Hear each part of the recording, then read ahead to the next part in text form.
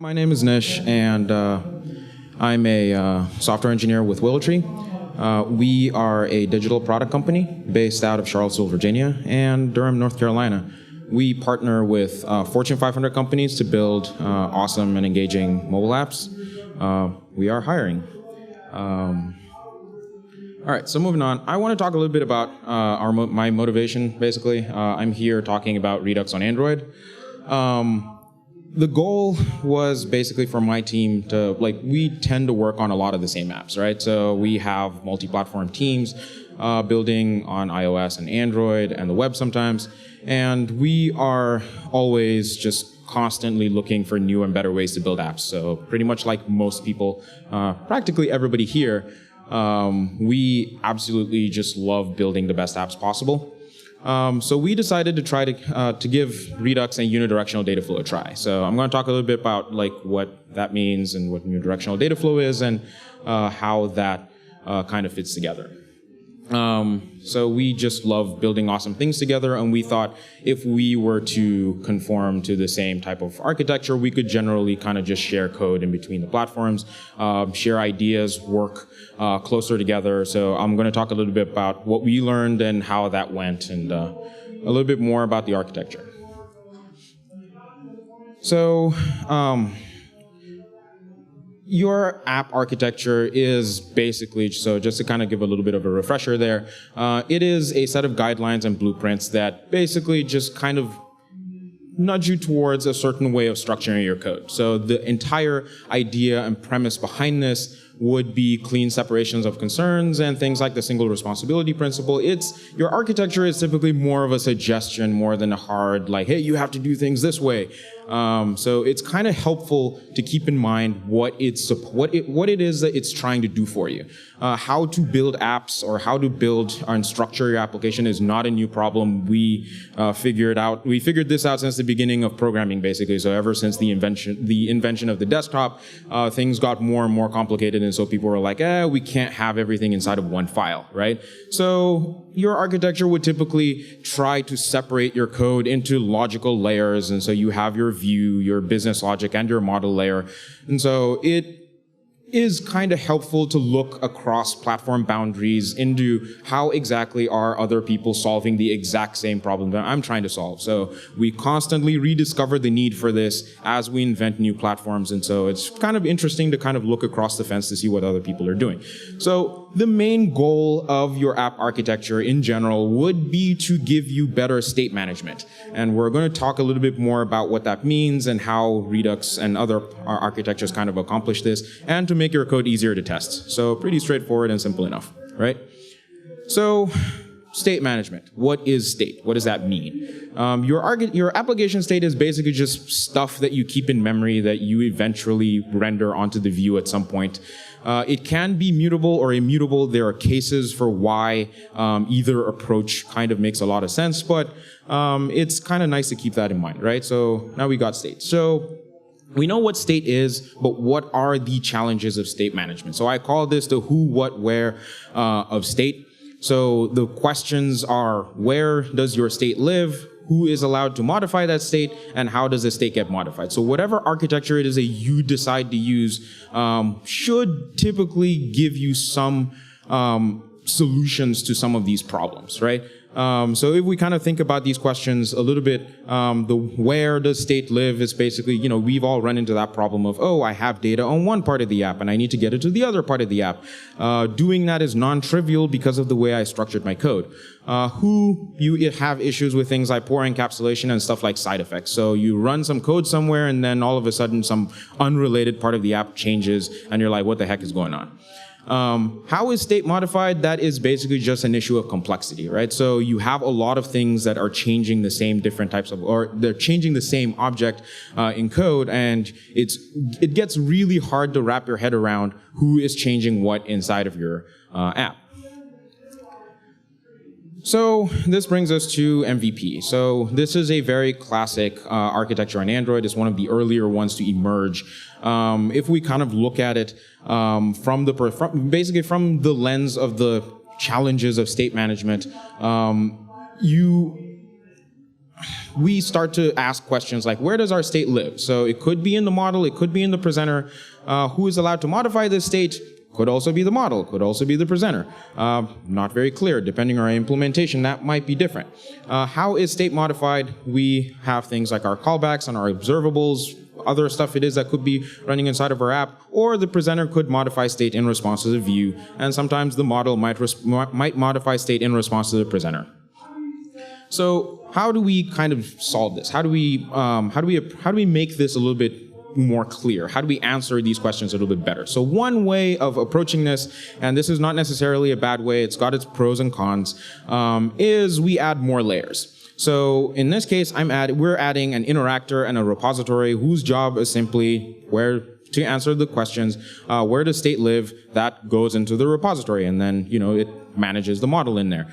Who is allowed to modify that state? That would be the interactor. And then how is state modified? Well, the presenter would typically create or interactors or kind of pull them in to kind of change your state. So these general type of rules, or the way we solve these problems, also happens on in other architectures like MVVM, where you add other components in there to sort of make these issues of managing state a little bit clearer.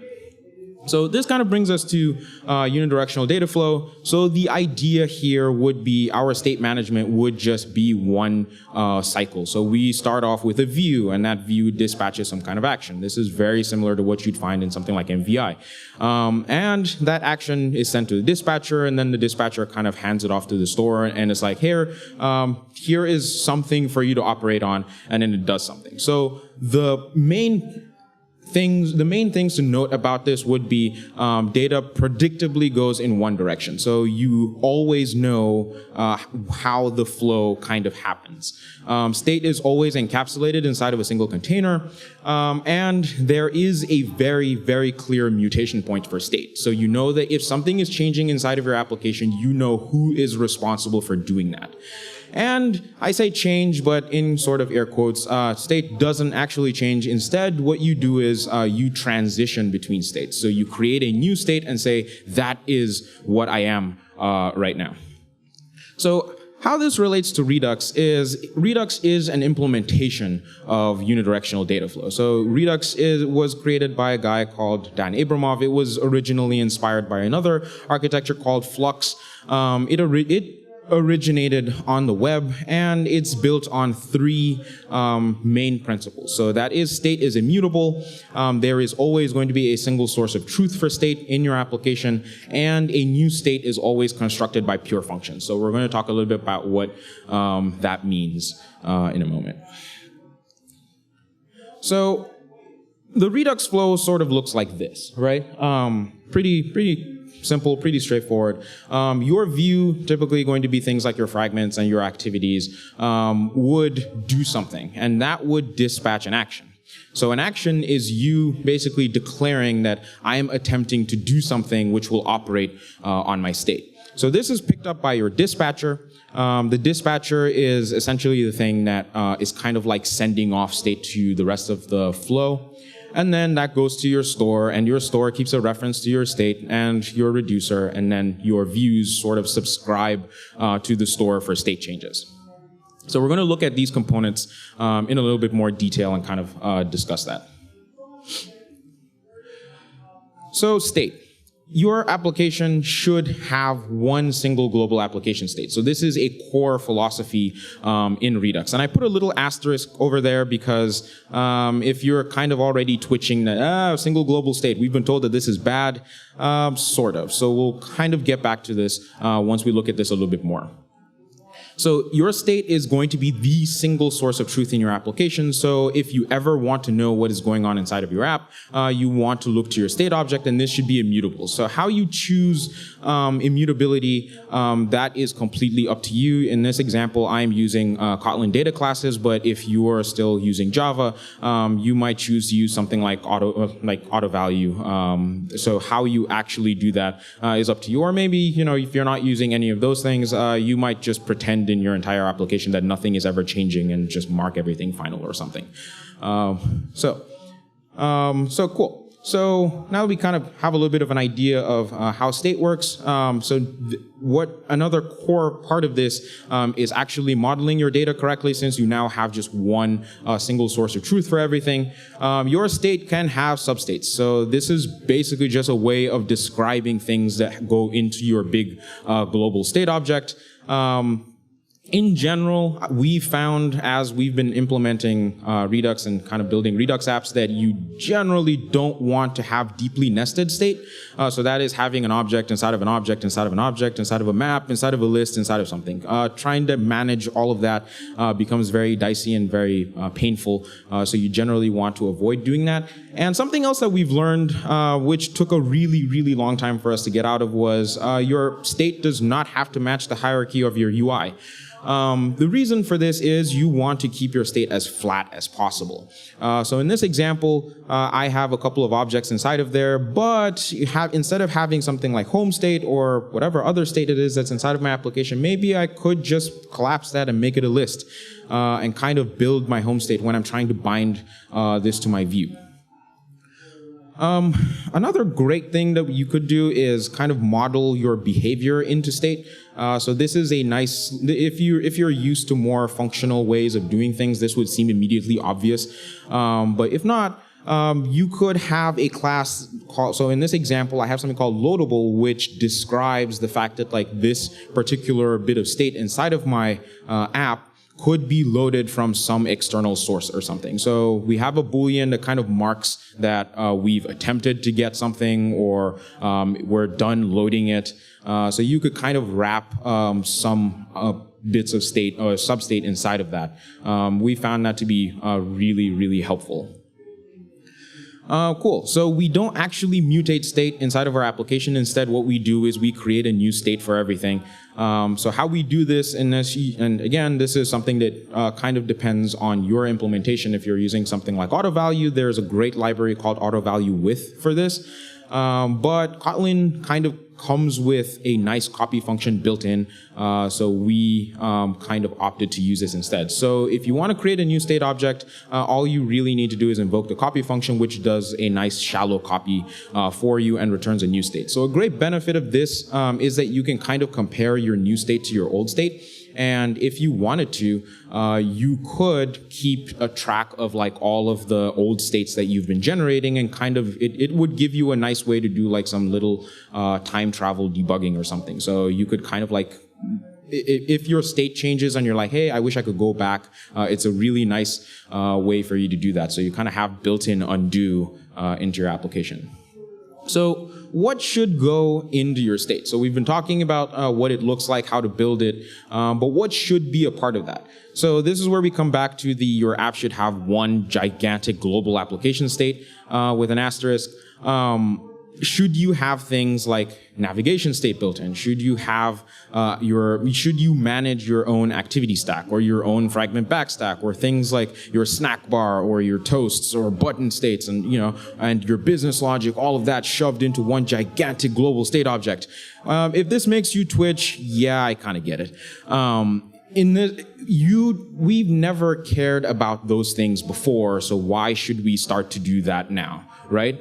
So instead, this means that you sort of have to adjust the way you view the one gigantic global application state to mean things that you care about. So in this case, I'm thinking of things like your business logic, for example. That's more of a sensible thing for you to do. So make your application state focus on your business logic, and let Android deal with the rest of that. All right, so if we're generating a new state every single time, isn't garbage collection an issue? Well, maybe. So in this case, we have our example state tree. If we were to change something as part of this application, as in this state tree, what ends up happening is you invalidate just the branch that changes. So since we're shallow copying things, we're only really passing around references, right? So your application state would hold a reference to all of the old substates and only change the references to the new ones. So as long as you're not deep copying everything every single time, we found that you don't really generate any more garbage than you would if you were already using things like immutable data. All right, so that's it for state. So let's move on to actions. So actions represent an intent to kind of move to a new state. So you're sort of declaring to the world around you that you're doing something which might generate a new state that you would transition to. So actions can contain things that are necessary in order for you to do that. So in my example over here, I have a to-do action which would take something like a new to-do item that you're kind of like pushing into the flow. So you want actions to be immutable as well, because you don't want random parts of your application changing what it is that you want to do, but actions should be unique. So you could use whatever way works for you. I prefer Kotlin data classes, but you could use things like string constants that carry information across with them if you want to. So there isn't really a hard rule there. You can just do whatever works for you.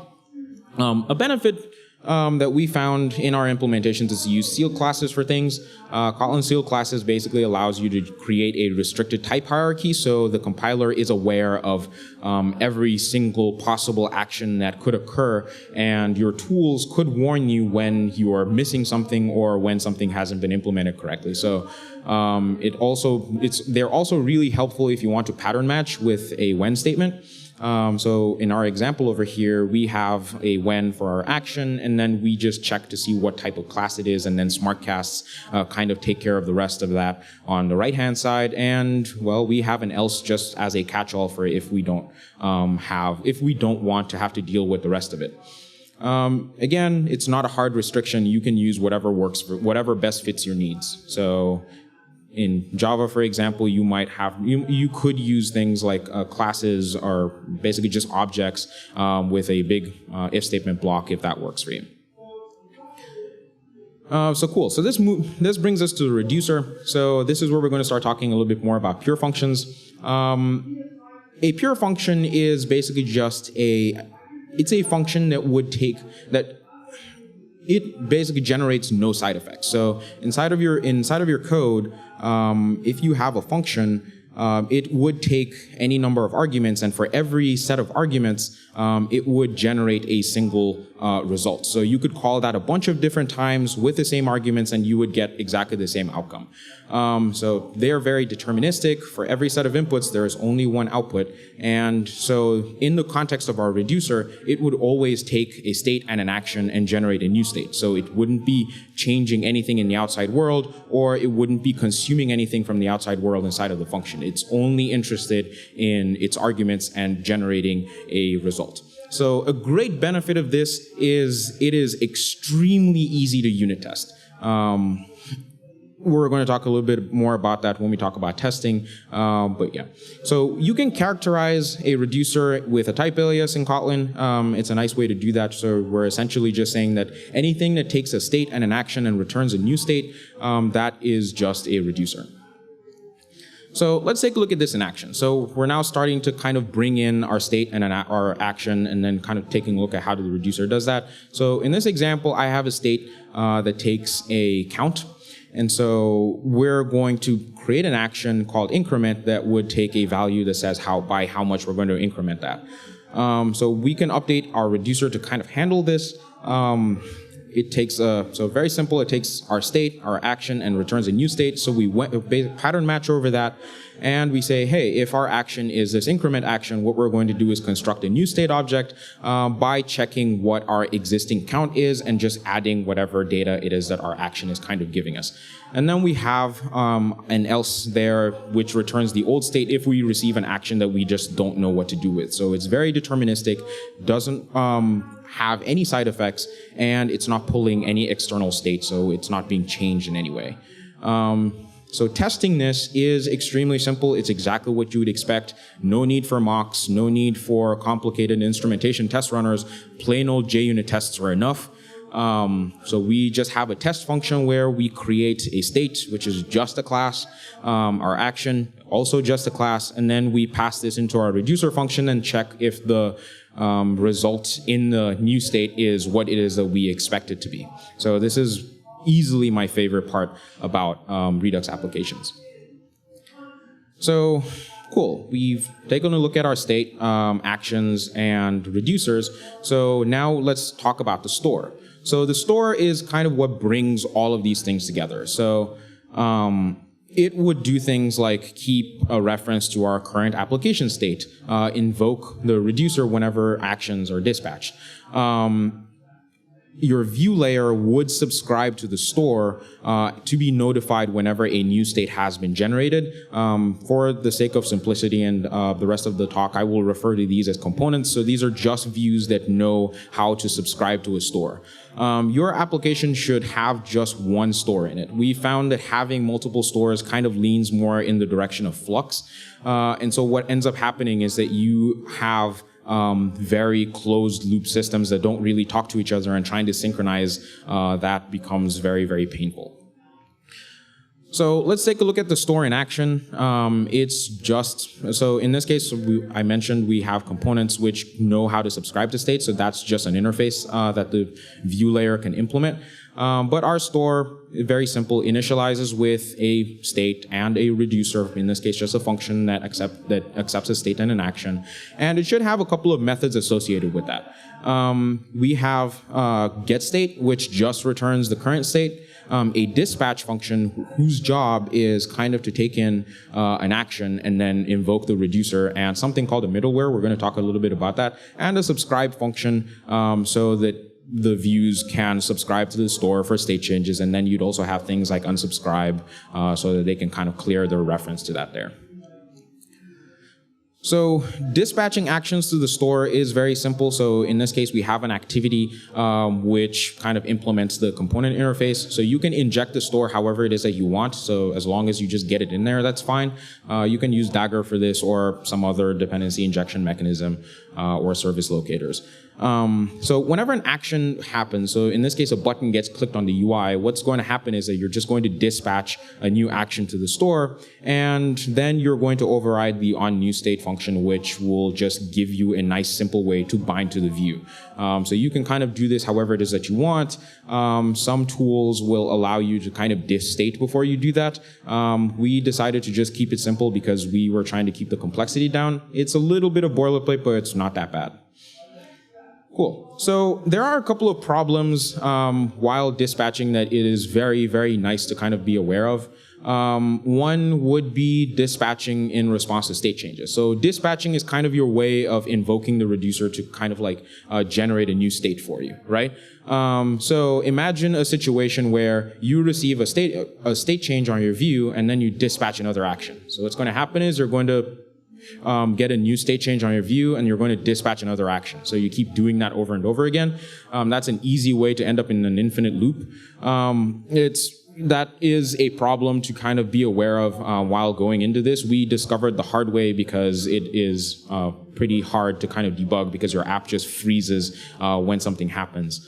Another pitfall is this could happen if your state changes results in some kind of lifecycle methods, and those lifecycle methods also dispatch actions. So an example would be if your state change changes a fragment, for example, and inside of this onStart in the fragment you dispatch an action. So that could kind of happen over and over again. Another problem that we ran into is asynchronous dispatching. This is really, really problematic because it makes debugging a nightmare. So depending on how it is that you approach this, it could be easy or hard or anywhere in between.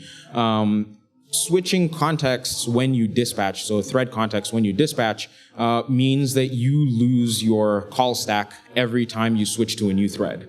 So inside of your background thread, in the dispatcher or in the store, what could end up happening is you don't know where this action came from. This is fine from the perspective of the Redux flow, but this is not good for the developer because knowing where things came from means that that's your way of tracking down a problem. So if something is dispatching an action wrong and you want to debug that, there's no way to do that from the store. And when you're when you're kind of publishing state updates, there is no way to know when that came from the store. Basically, like there's no way to track that back through the flow. So all you're really doing here is kind of inheriting all of the problems that event buses had. So you're kind of just throwing yourself back to those days, which is not that great. All right. So cool. So we've talked about things like pure functions, we've talked about actions and reducers, but how do we do side effects? So side effects, while they have a very bad reputation, they are kind of just necessary inside of our code. So you have to have a side effect if you want to make a network call or you want to write something to the disk. It is super important to be able to do that. A program with no side effects is a program that has no inputs or outputs. So it's a program that literally does nothing. So how do we do this inside of our flow? So there are two places that you can do that. The first would be before your view dispatches an action. So you could kind of like quickly make a network call and then get something from there and kind of just shove that into an action that you're going to send through the flow, or before it gets through the store. So once you've dispatched it, before it kind of gets to the reducer, you could quickly kind of quietly add a side effect in there. So the first way is they're called action creators because they literally create actions.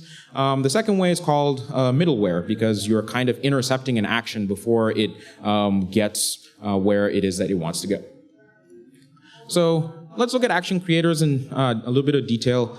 They literally, as the name suggests, just create an action. But what's important is that they neatly encapsulate side effects. And there is a case for why you would want to use an action creator over a middleware and vice versa. But what we found is that because it's so close to the UI, where you're actually trying to create the action, it makes error handling really, really easy. So in this case, my action creator has a create factory function inside of it. And what that does is kind of allow me to quickly make some kind of side effect. So this could be an asynchronous action or something. And that takes a callback that I could pass the action back to. So I would pass this back to the UI and that would dispatch the action to the store. It also gives me a nice way, or in this case, we have a nice function that takes an error that we can kind of do something with. So if you want to render a dialogue or something like that, it makes it really, really easy to do that. So yeah, it's really, really great for one-off events. So things that happen occasionally, but not every single time, like network calls, it works really, really great for those. So you can test this simply by making a mock for your API and kind of like checking to see if the action is created under the right circumstances. So that's really, really easy.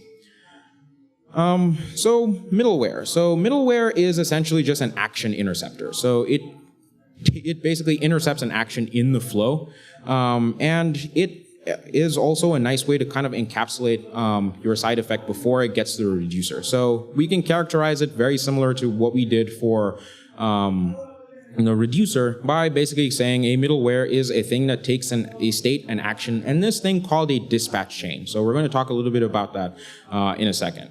Middlewares are great for really passive actions that you just want to have like work invisibly in the background. So things like logging, persistence, if you want to write things to disk. Analytics they're really, really great with middlewares.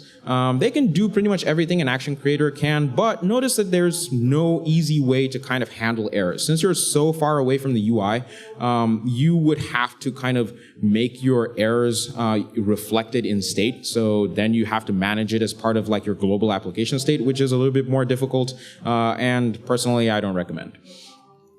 So cool. So this thing called the dispatch chain, right? So you could have a collection of middlewares inside of your application. So just a chain of things that need to do side effects. So a middleware would essentially take an action and whatever this current state is, do some side effect, and then kind of pass that along to the next middleware, and then pass that along to the next middleware before it eventually gets to the reducers. So any number of middlewares in the chain may choose to do a side effect or do nothing. And they choose whether or not they want to forward the action along. So that's super important. It could just decide that, hey, this action is just not relevant to the flow anymore, and just consume it and make it go away. So that's very important to kind of keep in mind. So let's take a look at this in action. So you're a middleware in this case, and if you didn't know, you can extend type aliases with classes in Kotlin, which is just very interesting. You can override the invoke function in there, which is essentially what the function would run in the first place. So in this case, it takes your state, an action, and then the dispatch chain. So this is a kind of faux analytics middleware. So what this would do is when it's time for, like when it's its turn, it would pattern match over what action it is and decide whether or not it wants to ping the analytics API, and then decide whether or not it wants to forward that action along to the next chain, create a new action to forward instead, or just consume it and just make it go away by just never calling the function on it. All right. So we've kind of talked a lot about the nice parts about Redux. So where are the problems? I'm pretty sure the vast majority of you are thinking, all right, this looks great, but what is wrong with it, right? Quite honestly, there could be a lot of boilerplate. So you're thinking about things like creating actions and action creators, and adding things to the reducers, and sometimes creating middlewares. And this could happen for everything it is that your application wants to do. And applications these days get really, really complicated. So doing things, basically having to create these things over and over again in order to kind of support these things becomes very, very painful. And also copying state, especially if your state is really, really complicated, that gets really, really frustrating sometimes, especially when you make mistakes copying it, or have just, having to write all of that copy code in the first place. That isn't really great.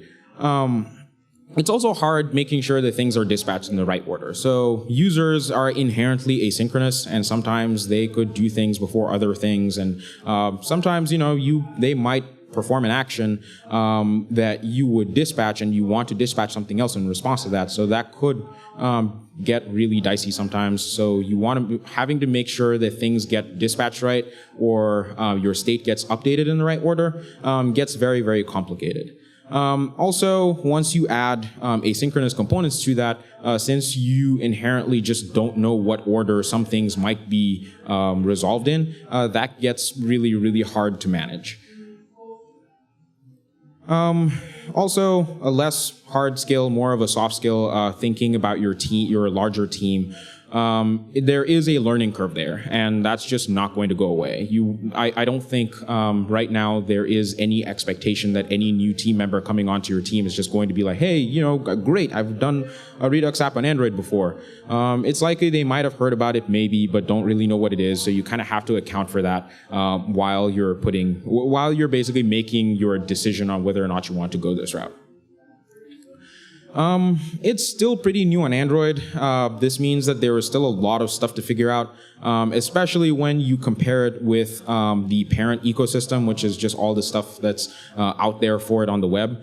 They've done a lot of work building out a lot of tools to support this. We're starting to do that on Android. There are a couple of really great libraries that are coming out and tools to kind of help you with things like updating your state or diffing the state to make sure that only the things that you care about have changed, so you need to kind of like rebind to the UI.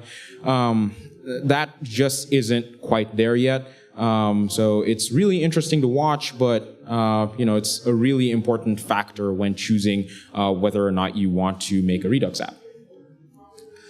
Cool. So kind of bringing things to a close, some final thoughts. In my experience, Redux as an architecture kind of really works with state-driven apps, because if you kind of think about it on a little bit more of a higher level, it's basically just a state machine. So I'm thinking of things that kind of have a lot of like shelves and lists, big media playing apps, for example. It's really great as a subcomponent inside of your application as well. So it doesn't have to be this one overarching thing that kind of just consumes your entire app.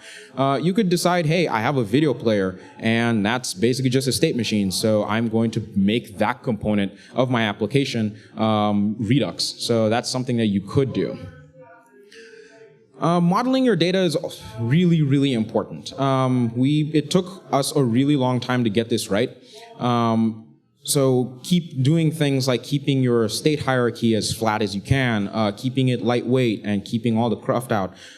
Focusing just on the business logic is something that we had to learn, and it's really it makes a world of difference in your app. Take advantage of things that your language and platform gives you. You don't want to fight the system for control.